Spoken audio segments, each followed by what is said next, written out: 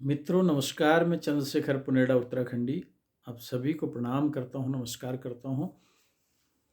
और आज के साक्षात्कार में मैं आपके लिए एक और प्रेरणादायक शिक्षाप्रद ऐसा प्रसंग लेकर आया हूँ जो रोचक तो है ही, शिक्षाप्रद भी है, प्रेरणादायक भी, लेकिन इसके साथ इसमें एक और खासियत है कि यह हमारी संस्कृति को, हमारे समाज को पाश्चात्य संस्कृति के प्रभाव से दूर रखकर अपनी परंपराओं को अक्षुण्ण रखने में मैं समझता हूं कि मील का पत्थर साबित होगा। साथियों, यह प्रसंग इस प्रकार है।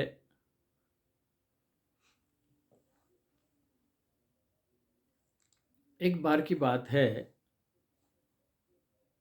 एक कबीले में यह परंपरा थी कि जितने भी लोग बूढ़े हो जाते, जिसके भी घर में घर का बुजुर्ग, घर का सयाना बूढ़ा हो जाता, वृद्ध हो जाता, अशक्त हो जाता, तो वो उनको अपने जो निर्धारित उनका एक कब्रिस्तान था जंगल में, उस कब्रिस्तान में ले जाते और उनको जिंदा ही दफना के आते। बहुत छोटा ये प्रसंग है, बहुत लंबा नहीं है, ज़्यादा टाइम आपका नहीं लूँगा, लेकिन आपसे अनुरोध जरूर करूँगा कि इसको आप ध्यान लगाकर सुने। विशेषकर मैं युवा वर्ग को, युवा पीढ़ी को अनुरोध करूँगा कि इस प्रसंग को बड़े ध्यान से सुनेंगे। तो मित्रों, मैं बात कर रहा था उस कबीले की जिसमें ये परंपरा थी कि परिवार के बुजुर्गों को वृद्ध होने की स्थिति में, अशक्त होने की स्थिति में, असहाय होने की स्थिति में वो जिंदा ले जाकर अपने कब्रिस्तान में दफना दिया करते थे। ये परंपरा सदियों से उस कबीले में चली आ रही थी। एक दिन ऐसे ही एक परिवार के एक बुजुर्ग, उस परिवार के पिता जो काफ़ी वृद्ध हो चुके थे, जो काफ़ी कमज़ोर हो चुके थे, जिनको अब अपने हाथ पैरों पर भरोसा नहीं था, जो केवल और केवल परिवार के सहारे, बच्चों के सहारे जीने की ललक रखने लग गए थे।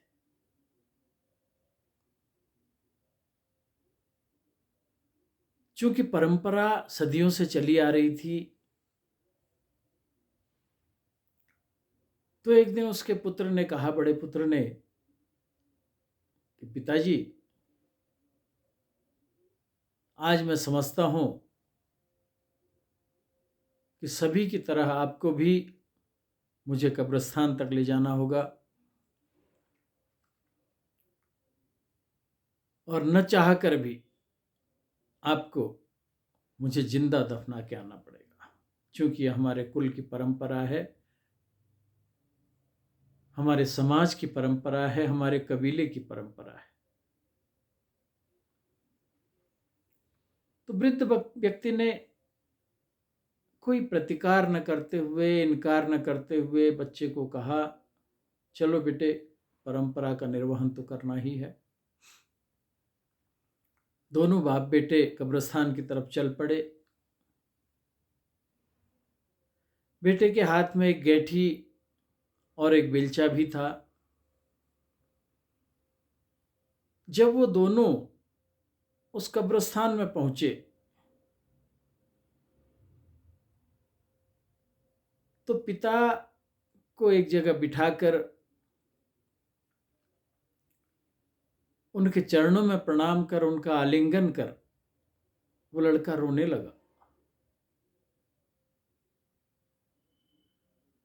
अब उसको कब्र की खुदाई प्रारंभ करनी थी,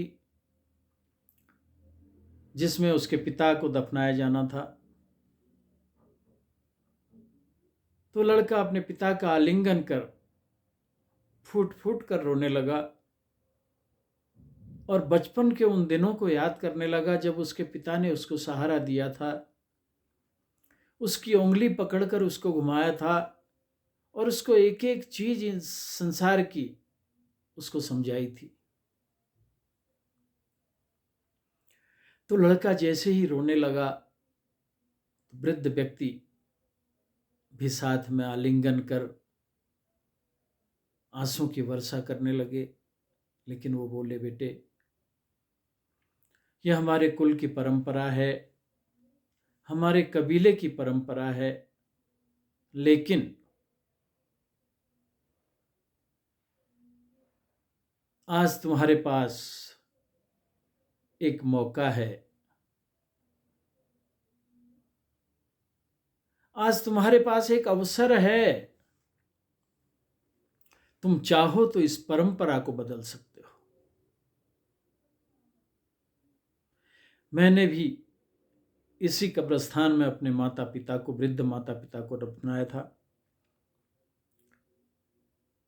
मेरे माता पिता ने भी मेरे दादा दादी को शायद दफनाया होगा और ये परंपरा पीढ़ियों से चली आ रही है। लेकिन तुम चाहो तो इस परंपरा को बदल सकते हो। ये स्वर्णिम अवसर तुम्हारे हाथ में है, ये मौका तुम्हारे हाथ में है। बस उस वृद्ध व्यक्ति ने इतना ही कहा। आगे उसके लड़के को क्या करना है, इस बात की व्याख्या उसने नहीं करी। उस बात को विस्तार में अपने बेटे को नहीं समझाया कि इस अवसर को वह कैसे बदलेगा, इस परंपरा को वह एक नई परंपरा का रूप कैसे देगा।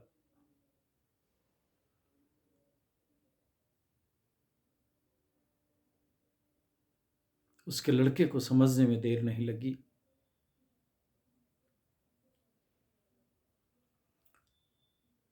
उसने अपने पिता को ससम्मान उठाया और पुनः उनके गले में लेकर, उनके गले में आलिंगन कर, उनके गले में लिपट कर जोर जोर से रोने लगा और अपने पिता को सहारा देते हुए घर की तरफ ले चला। उस वृद्ध व्यक्ति का आशय ये था कि जो परंपरा पीढ़ियों से चली आ रही है अपने बुजुर्गों को जिंदा दफनाने की, तुम चाहो तो तुम इस परंपरा को बदल डालो। तुम मुझे घर ले जाओ, मेरी सेवा शुश्रूषा करो। एक दिन तो सभी को मरना है, एक दिन प्राकृतिक मौत मुझे भी मिलेगी,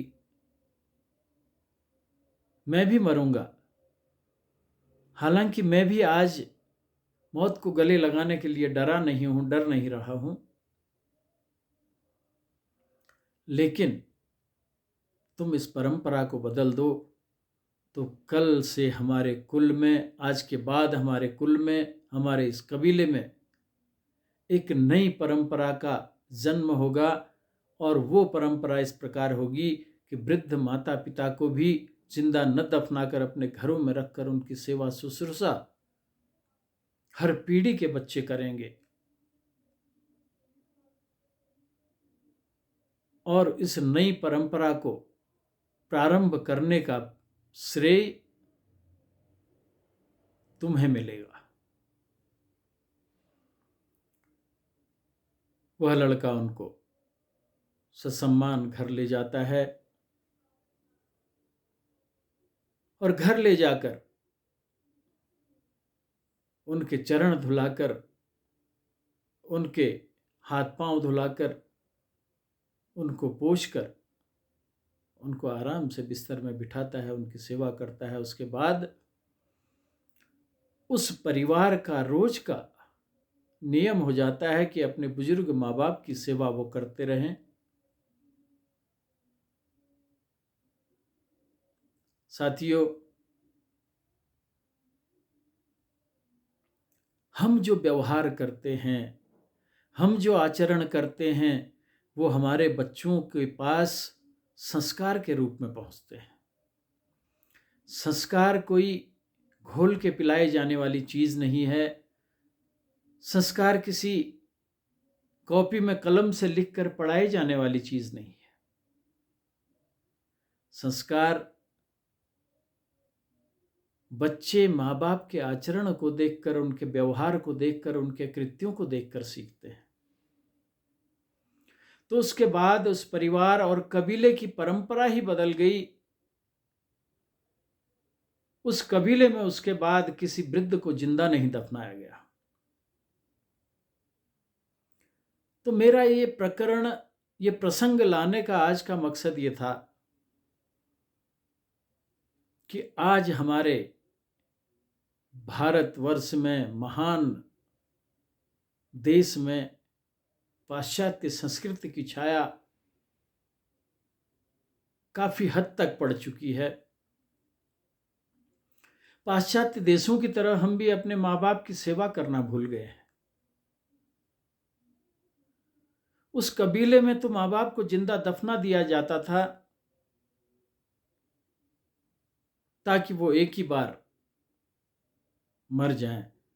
लेकिन आज हमारे देश में पाश्चात्य संस्कृति की छाया पड़ने के बाद माँ बाप को अनाथ होने के लिए छोड़ दिया जाता है। वृद्ध माँ बाप निशक्त होने के बावजूद भी अपना काम स्वयं करने के लिए मजबूर रहते हैं। बच्चे बाहर रहते हैं। तो युवा पीढ़ी से मेरा निवेदन है कि हमें भी इस परंपरा को बदलने की आवश्यकता है। हमारे हाथ में भी मौका है कि हम इस परंपरा को बदल डालें। हमारे इस समाज की, हमारे इस कबीले की परंपरा भी यदि बदल जाए तो हम धन्य हो जाएंगे। हमारा देश पुनः महान भारतवर्ष कहलाएगा, ऋषियों की धरती कहलाएगा, मुनियों की धरती कहलाएगा, तपस्वियों की धरती कहलाएगा और एक अच्छे समाज के रूप में जाना जाएगा। तो यही आज की इस कथा का, इस प्रेरक प्रसंग का अभिप्राय मेरा था। कल भी मैंने एक प्रेरक प्रसंग सुनाया था जिसमें भी मैंने अनुरोध किया था कि वृद्ध माँ बाप को अकेले न छोड़ें, उनकी सेवा करें, तभी ये संस्कार हमारे बच्चों तक पहुंचेंगे। आज जो हम करेंगे कल वही हमें भी मिलेगा। हम अपने माँ बाप की सेवा करेंगे तो कल बच्चे भी हमारी सेवा करेंगे, वो भी सीखेंगे। यदि हम अपने माँ बाप को धक्का देकर, छटक कर अलग कर देंगे, उनको वृद्धाश्रमों में जाने के लिए विवश कर देंगे, मजबूर कर देंगे, तो कल वही स्थिति गाहे बगाहे हमारी भी होगी। चूंकि परंपरा आगे बढ़ती है, संस्कार बच्चे अपने माँ बाप के कृत्यों से, उनके आचरण से, उनके व्यवहार से सीखते हैं। तो हमें भी इस परंपरा को, जो पाश्चात्य संस्कृति की छाया के कारण हमारे देश में पड़ रही है और बढ़ पल रही है, इसको बदलने की आवश्यकता है। आज सारी युवा पीढ़ी के पास एक मौका है, एक अवसर है कि इस परंपरा को बदलकर पुनः अपने वृद्ध माँ बाप की सेवा करने की नई परंपरा को जन्म देकर हमारी पौराणिक संस्कृति को अक्षुण्ण रखने की आवश्यकता है। अक्षुण्ण रखेंगे। इन्हीं बातों के साथ मैं आज के इस प्रसंग को समापन की तरफ ले जाता हूँ और शीघ्र फिर आपसे मिलूंगा एक प्रेरक प्रसंग लेकर। जल्दी ही मिलूंगा। इन्हीं बातों के साथ जय भारत, जय उत्तराखंड, नमस्कार।